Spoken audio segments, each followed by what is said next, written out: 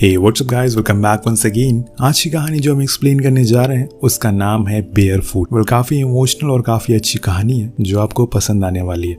तो कहानी की शुरुआत होती है जे नाम के लड़के से जो कि खानदानी रईस है, और इसीलिए सुबह उसकी एक लड़की के साथ होती है, जिसके बाद वो अपने क्लब में जाने के लिए निकल जाता है। लेकिन वहाँ उसे एंट्री देने से इनकार कर दिया जाता है क्योंकि उसने कल रात जुए में बहुत सारे पैसे हार जाने के बाद तोड़ फोड़ मचा दी थी, जिससे उनका बहुत नुकसान हुआ।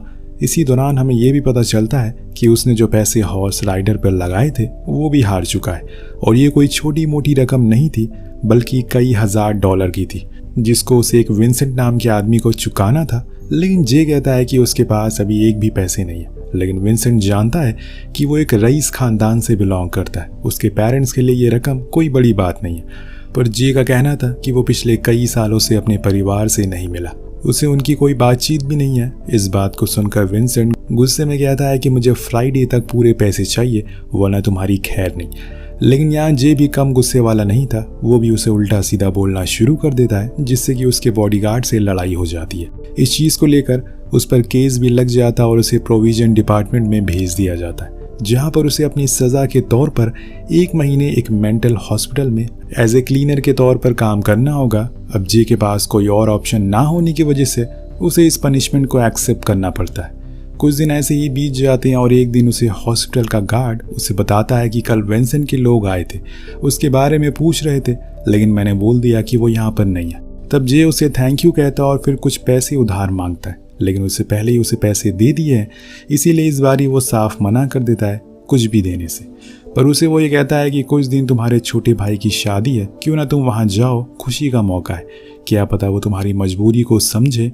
अब जे को ये कहीं हद तक ठीक लगता है, इसीलिए वो अपने डैड को कॉल लगाता है और उनसे कहता है कि मैं शादी में आ रहा हूँ। अगले ही पल उसके डैड उससे पूछते हैं उसके काम के बारे में, पर यहाँ जे उनसे झूठ का सहारा लेता है और बताता है कि वो एक हॉस्पिटल में मैनेजर है और उसकी एक गर्लफ्रेंड भी है जो कि यहाँ पर नर्स है। उसके डैड कहते हैं कि ठीक है तुम आ जाओ, लेकिन अपनी गर्लफ्रेंड को साथ लेकर आना, उसके बिना मत आना। यहाँ जे खुद की कई हुई बात में फंस जाता है। अब वो गर्लफ्रेंड कहाँ से लाएगा। अगली सीन में हम देखते हैं कि वो एक हेड नर्स से कुछ दिन की छुट्टी मांग रहा है क्योंकि उसके भाई की शादी है, लेकिन वो उसके बिहेवियर की वजह से उसे लीव देने से इनकार कर देती है।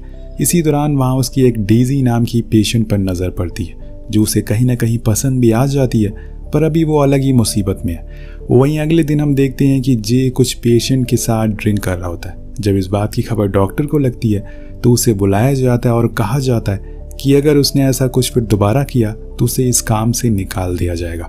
उसका काम सिर्फ यहाँ पर सफाई करना है, उसको भी वो ढंग से नहीं कर रहा है। अगर जे को इस काम से निकाल दिया गया तो उसके प्रोविज़न पर बहुत बुरा असर पड़ेगा, इसीलिए वो उन्हें सॉरी बोलकर वहाँ से बाहर जाता है। लेकिन हम बाहर खड़ी डेजी को देखते हैं। जे एक बार फिर से उसे देखता है लेकिन कुछ कहता नहीं, अपना सामान लेकर निकल जाता है। अंदर हम डेजी को देखते हैं, उसके बारे में कुछ बातें जानते हैं, जैसे कि अभी तक उसने कभी भी बाहर की दुनिया नहीं देखी। हमेशा उसकी माँ उसे घर में ही रखती थी, लेकिन जब से उनकी मौत हो गई उसे कुछ ठीक नहीं लगता। वो एक मेंटल ट्रॉमा से होकर गुजर रही है। आए दिन उसे कुछ न कुछ आवाज़ें सुनाई देती है। ये सब बताते हुए वो रोने लगती है। तब डॉक्टर उसे संभालता और एडमिट होने को कहता है। अब रात में जे जब ड्यूटी से घर जा रहा होता है तो उस दौरान उसे लेडी रूम से कुछ आवाज़ें आती है। जब वो अंदर जाता है तो देखता है कि एक बंदा नकली डॉक्टर बनकर उसके साथ ज़बरदस्ती कर रहा है। वो उसे बहुत मारता है और भगा देता है। फिर डेजी को भी समझाता है कि ऐसे लोगों से बच कर रहना। इसके बाद वो अपने घर की ओर निकल जाता है, लेकिन हम देखते हैं कि उसके पीछे पीछे डेजी भी हॉस्पिटल से बाहर आ गई है। ये देखकर हैरान हो गया था क्योंकि अगर किसी को पता चला तो उसे काम से निकाल दिया जाएगा। लेकिन डेजी कहती है कि उसे वहाँ नहीं रहना, उसकी अब तबीयत भी बिगड़ने लगी है, जिसको देखकर जे उसे कुछ पैसे देता और कहता है कि तुम किसी अपने दोस्त के घर चली जाओ। लेकिन उसे ऐसे अकेले छोड़कर जाना जे को ठीक नहीं लगा, इसीलिए वो उसे अपने साथ एक क्लब ले जाता है, जहाँ वो डेजी को एक जगह बैठाकर सभी लड़कियों से पूछता है क्या वो उसकी कुछ दिन के लिए गर्लफ्रेंड बनेगी। लेकिन हर कोई मना कर देता है क्योंकि सभी उसकी करतूतों के बारे में जानते थे। उधर डेजी मौका देकर स्टेज पर चढ़ जाती है और डांस करना शुरू कर देती है। तब जे आकर उसे बाहर ले जाता है, जहाँ उसे पता चलता है कि कुछ दिन पहले ही डेजी की मॉम की मौत हुई है और उसके उनके अलावा कोई नहीं था इस दुनिया में। तब उसे ख्याल आता है क्यों ना वो उसे ही अपनी साथ अपनी गर्लफ्रेंड बनाकर अपने घर ले जाए, लेकिन उससे पहले वो उसे बहुत सारी बातें बताता और समझाता है, जैसे कि उसे हर जगह पर यह बताना है कि वो एक नर्स है और उसके ही हॉस्पिटल में काम करती है। वो सीख तो जाती है, लेकिन अभी डेजी बहुत ही ज़्यादा मासूम है। उसने कभी भी आज से पहले बाहरी दुनिया नहीं देखी, कभी प्लेन में नहीं बैठी, इसलिए उसके लिए सब एकदम नया है। अगले दिन वो लोग घर पहुंच जाते हैं, जहां पर जे की मॉम जूली डेजी को देखकर बहुत खुश होती है और अपने बेटे को गले से लगा लेती है। उधर जब जेसन यानी कि जे के डैड उससे मिलते हैं तो उसे कहते हैं कि मुझे यकीन नहीं हुआ कि तुम एक लड़की को लेकर आए हो। पर जेसन कहता है कि जब से डेजी उसकी जिंदगी में आई है सब कुछ बदल सा गया है। वो अब अपने फ्यूचर के बारे में सोचने लग गया है। लेकिन दोस्तों, हकीकत क्या है वो तो आप और हम जानते हैं। अब रात में एक पार्टी में जे सभी को डेजी से मिलवाता है। फिर वो लोग डिनर के लिए बैठते हैं, जहां पर डेजी की क्यूटनेस से पूरा माहौल ही बदल चुका था। जेसन अपने बेटे से उसके काम के बारे में पूछता है तो वो कहता है कि कुछ ही दिन में वो एक नया काम शुरू करने वाला है, होपफुली कि वो जल्दी ही शुरू हो जाए। लेकिन उसके डैड उस पर हल्का सा भी भरोसा नहीं करते, इसीलिए वो उसका मजाक बनाने लगते हैं। लेकिन डेजी कहती है कि हाँ, उसने एक प्लान सोचा है, कुछ दिन बाद वो उस पर काम करना शुरू कर देगा। अब डेजी की बातें सुनकर तब जेसन को समझ आता है कि हाँ, सच में उनका बेटा बदल चुका है। अब डिनर के बाद जे डेजी से थैंक यू कहता है कि आज उसने उसका साथ देने के लिए। फिर वो उसे उसके रूम में छोड़कर नीचे आ जाता है। अब सुबह जब जूली उसके रूम में जाती है तो देखकर हैरान हो जाती है। वो फौरन जे के पास आकर बताती है कि डेजी अपने रूम का टॉयलेट साफ कर रही है। अब वो भागते हुए जाते हैं और पूछता है कि आखिर वो ऐसा क्यों कर रही है। तो वो बताती है कि जब वो अपने मॉम के साथ रहती थी तो घर का सारा काम करती थी ताकि वो उनका दिल जीत सके, उनका प्यार को हासिल कर सके। तो जे कहता है कि अगर तुम्हें सच में किसी के प्यार को हासिल करना है तो उसके साथ वक्त बिताओ।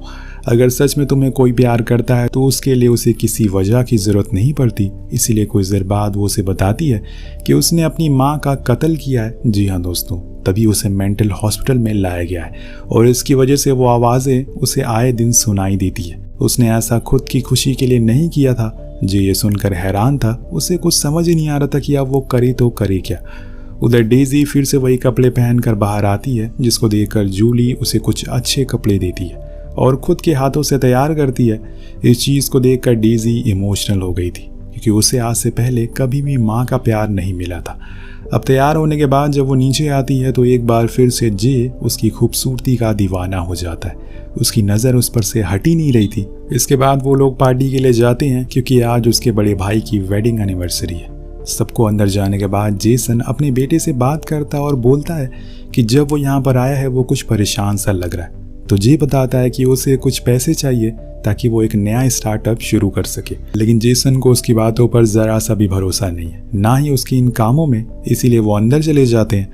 वहाँ डेजी पार्टी को किसी बच्चे की तरह एंजॉय कर रही होती है। वो जे के साथ डांस करने को कहती है। जे भी उसकी मासूमियत को देखकर मान जाता है और फिर डांस करना शुरू करता है। लेकिन कुछ ही देर बाद उसकी माँ उसके साथ डांस करने की इच्छा जताती है, तो वो उनके पास चला जाता और जेसन डेजी के पास आ जाता है। उसे हमेशा से एक बात उसे पूछनी थी कि आखिर इतनी अच्छी लड़की जे के साथ क्या कर रही है। वो उसके मुंह से उसकी असलियत निकलवाना चाहता था, लेकिन डेजी कुछ कहती नहीं है। पर जब वो बार बार एक ही सवाल करता है तो उसकी तबीयत बिगड़ने लगती है और जे उसे फौरन बाहर लेकर आता है। तब जेसन को उस पर कुछ डाउट होता है और वो उसे फिर से पूछता है कि आखिर ये सब क्या चल रहा है। उस दौरान वो गुस्से में सच बता देता है कि मेरे ऊपर केस चल रहा है और अभी मैं प्रोविजन के टूर में हूँ, एक हॉस्पिटल में क्लीनिंग की टूर पे काम कर रहा हूँ और डेजी उसी हॉस्पिटल की एक पेशेंट है। अभी जब जेसन उसके गले में उसकी माँ का नेकलेस देखते हैं तो वो उसे वापस करने को कहते हैं, लेकिन जूली मना कर देती है कि उसने उसे गिफ्ट के तौर पर दिया है। लेकिन दोस्तों, जेसन मानने को तैयार नहीं था, जिस चीज़ को लेकर वहाँ बहस शुरू हो जाती है। यहाँ पहली बार डेजी चिल्लाती है और उस नेकलेस को वापस देकर दोनों घर आ जाते हैं।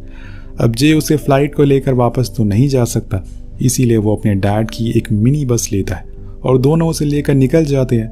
डेजी बहुत ही ज़्यादा खुश है क्योंकि उसने ऐसे रूट पर कभी सफ़र नहीं किया। वो इन ठंडी हवाओं का मज़ा ले रही है।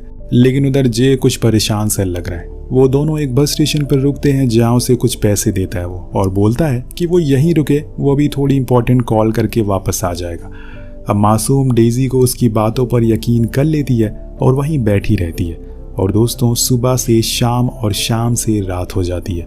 जे नहीं लौटता। एक अकेली लड़की को ऐसा बैठा देखकर वहाँ पर एक स्टाफ मेंबर आता है। उससे पूछता है कि क्या वो किसी का इंतज़ार कर रही है, क्योंकि अब कोई भी बस नहीं आएगी। तो वो जवाब में कहती है कि हाँ, वो अपने बॉयफ्रेंड का इंतज़ार कर रही है। वो एक कॉल करने के लिए गया है, पर उसे कहाँ पता था कि जे उसे छोड़कर चला गया है। वो बीच रास्ते में डेजी के डॉक्टर को कॉल लगाता है और बताता है कि उसने उसे एक बस स्टेशन पर छोड़ दिया है, वो उसे वहां जाकर ले ले। लेकिन डॉक्टर बताते हैं कि तुम्हें ऐसा नहीं करना चाहिए था। उसने आज तक कभी भी बाहर की दुनिया नहीं देखी, ना ही किसी से बात की है। ऐसा उसे अकेले छोड़कर तुमने सही नहीं किया। उधर डेजी उम्मीद छोड़ देती है कि वो अब वापस भी आएगा, इसीलिए वो उसी आदमी के पास जाती है और बोलती है कि उसे अब घर वापस जाना है। लेकिन दोस्तों तभी पीछे से डेजी करके कोई पुकारता है। जब वो पीछे मुड़ती है तो वहां पर जे खड़ा था। वो लौट आया था, पर डेजी उसे देखकर रोना शुरू कर देती है और पूछती है क्या वो फिर से कॉल के लिए चला तो नहीं जाएगा। पर जे इनकार करता और उसे लेकर वहां से निकल जाता है। दोनों अब साथ थे। जे उसे हमेशा उसे साथ में रखता है, पर जब वो एक ग्रोसरी स्टोर पर रुकते हैं तो वो डेजी को कुछ पैसे देकर अंदर जाकर शॉपिंग करने को कहता है, पर वो मना करती है कि उसने ऐसा पहले कभी नहीं किया। लेकिन जे उससे कहता है कि जो भी कुछ समझ आए वो ले लेना। दरअसल वो अंदर इसलिए नहीं गया था क्योंकि वहां पर पुलिस हो सकती है, पर उसे ये नहीं पता कि अगर अंदर पुलिस हो सकती है तो बाहर भी हो सकती है। कुछ ही देर में वहां पर एक पुलिस कार आकर रुकती है। वो समझ जाता है कि कुछ गड़बड़ होने वाली है, इसीलिए वो डेजी को लेकर वहां से निकल जाता है। लेकिन अब पुलिस उनके पीछे थी। लेकिन जे कुछ ही देर में उनसे आगे निकल जाता है और सुबह से ड्राइव करते करते अब रात हो जाती है। वो जंगल के किनारे आराम करता है और डेजी से कहता है कि कुछ देर बाद वो उसे जगा दे। वो ऐसा ही करती है, लेकिन तब तक वहां पुलिस आ चुकी थी, जिसको देखकर जे पीछे छुप जाता है और डेजी गेट खोलकर पुलिस से कहती है कि उसे देखकर उसका बॉयफ्रेंड जंगल की ओर भाग गया। इसीलिए वो उसी ओर चले जाते हैं और यहाँ डेजी उस पुलिस वाले की कार कीज निकालकर जंगल की ओर फेंक देती है और वापस आकर जे को बताती है कि उसकी इस हरकत से वो हैरान था। लेकिन वो इसी का फायदा उठाते हैं और वहां से भाग जाते हैं। अब नेक्स्ट डे जे उसे लेकर एक पार्क जाता है, जहां दोनों साथ में बहुत अच्छा समय बिताते हैं। डेजी बहुत ही ज्यादा खुश थी। वो उसे बताती है कि आज का दिन उसकी जिंदगी का सबसे अच्छा दिन है। अब सुबह से कब शाम हो जाती है दोनों को पता ही नहीं चलता। दोनों अब लॉस एंजलिस की ओर बढ़ते हैं। अब वो उसे कहता है कि तुम्हें ड्राइविंग सीखनी चाहिए, लेकिन डेजी डर रही थी। इतने में जे के पास डेजी के डॉक्टर का कॉल आता है, जिनसे वो वादा करता है कि वो उसे लेकर हॉस्पिटल आ जाएगा। पर यह बात डेजी सुन लेती है और जाकर बस को उल्टा सीधा ड्राइव करने लगती है, जिसके नतीजा ये होता है कि वो उसे जाकर एक कंटेनर से भिड़ा देती है, पर ज्यादा कुछ नुकसान नहीं होता। यहाँ से वो उसे लेकर एक रेस्टोरेंट में आता है और बातों ही बातों में उसे उसकी माँ के बारे में पूछता है। तब वो सच बताते हुए कहती है कि दरअसल उसकी माँ को हमेशा कुछ आवाजें सुनाई दिया करती थी और ऐसे ही उस रात भी हुआ था। लेकिन उस रात वो उनके पास नहीं गई। जब सुबह वो उठी तो उन्हें देखा कि उसकी मॉम मर चुकी है और तब से वो उनकी मौत का जिम्मेदार खुद को मानती है। अगर वो उस दिन चली गई होती तो उस रात, पर जे कहता है कि ऐसा कुछ नहीं है, तुम्हें खुद को जिम्मेदार नहीं मानना चाहिए, तुमने कुछ भी नहीं किया। इसी बीच हम बाहर कुछ पुलिसकार को देखते हैं जो जे को पकड़ने के लिए आ रहे थे। यहाँ वो पहली बार डेजी को किस करता है और उसे वादा करता है कि वो जहाँ कहीं भी होगी वो उसे ढूंढ लेगा, बस हौसला रखे। अगले ही पल वहां पर पुलिस आ जाती है और उन दोनों को अलग कर दिया जाता है। डेजी को फिर से हॉस्पिटल में बंद कर दिया गया क्योंकि उन्हें लग रहा है कि वो पागल है, पर हकीकत क्या है वो उसे ही पता है। जब उसके पकड़े जाने की खबर उसके पेरेंट्स को लगती है तो उसकी माँ जेसन के पास आकर बताती है कि जे को पुलिस ने पकड़ लिया है, उसे उसकी मदद करनी चाहिए।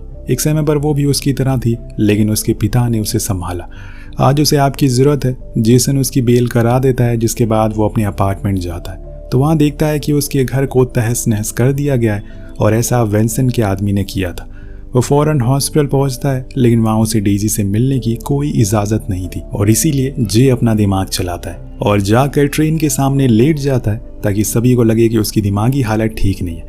और फिर उसे उसी हॉस्पिटल में एडमिट करा दिया जाता है, पर डॉक्टर को पता था कि वो एकदम बिल्कुल ठीक है, उसे कुछ नहीं हुआ है, इसीलिए उसे कमरे में बंद कर दिया जाता है। लेकिन उसी रात वहां पर स्टाफ की मदद से वेंसन का आदमी घुस जाता है और आज उसकी जान जाने ही वाली थी, लेकिन सही मौके पर फिलिप्स जो कि उसका दोस्त है वो उसे आकर बचा लेता है। अगले दिन जब उसे होश आता है तो डॉक्टर उसे बताते हैं कि उसने जो भी कुछ डेजी के बारे में बताया था, हमने उसे एग्जामिन किया, तब हमें पता चला कि ऐसी कोई बीमारी उसे नहीं है। ये सुनकर जे बहुत खुश होता है कि आज उसे भी रिहा कर दिया जाएगा। इसीलिए जाने से पहले वो अपने सभी दोस्त से मिलता है जिनके साथ वो काम किया करता था। वहीं दूसरी ओर डॉक्टर डेजी से मिलते हैं और पूछते हैं क्या वो जे से प्यार करती है, तो वो हाँ में जवाब देती है। तुमने तो ऐसा कभी महसूस नहीं किया, फिर तुम्हें कैसे पता कि ये प्यार है। तब डेजी उनसे पूछती है क्या वो किसी से प्यार करते हैं, तो वो बताते हैं कि वो पहले बहुत खुश थे लेकिन फिर उनका डिवोर्स हो गया।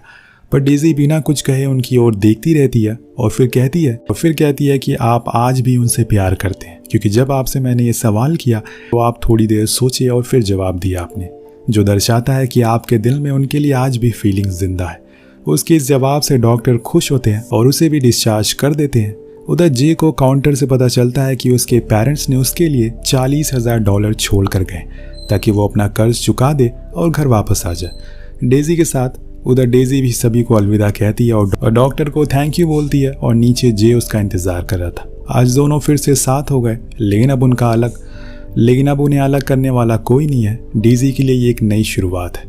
उसने कभी नहीं सोचा होगा कि उसका हमसफर कुछ इस तरह से उसे मिलेगा। वहीं जे को वो इंसान मिल गया था जिसे आने से उसकी जिंदगी ने करवट ली। अब सब कुछ सही हो गया, जिसके साथ ये कहानी यहीं खत्म हो जाती है। मिलते हैं आपसे अगली वीडियो में। Thank you so much watching. Peace out.